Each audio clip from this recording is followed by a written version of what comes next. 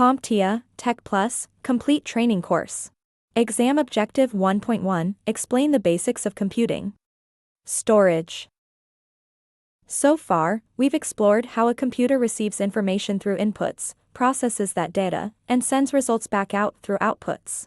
But there's still one more essential function that we need to cover, and that is storage.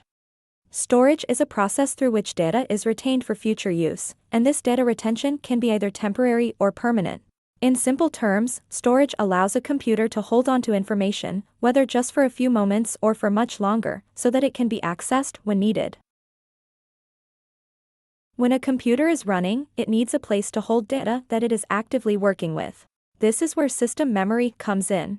Think of system memory as a short-term workspace.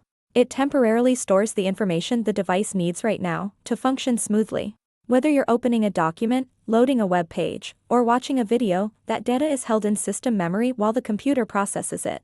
But once the task is finished, or the computer is powered off, that temporary storage is cleared, and the data is no longer available. Of course, not all data is meant to disappear. Sometimes, we want information to stick around even after we shut the system down. That's where permanent storage comes into play. Permanent storage holds onto your saved files, installed programs, downloads, and more. It keeps your data safe until you choose to delete or move it.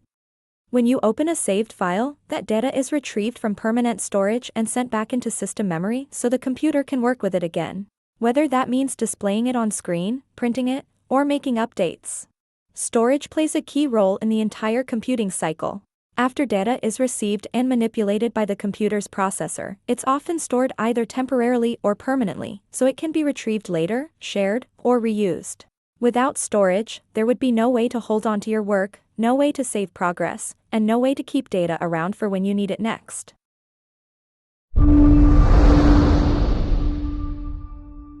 Thank you for watching. Subscribe for more great content.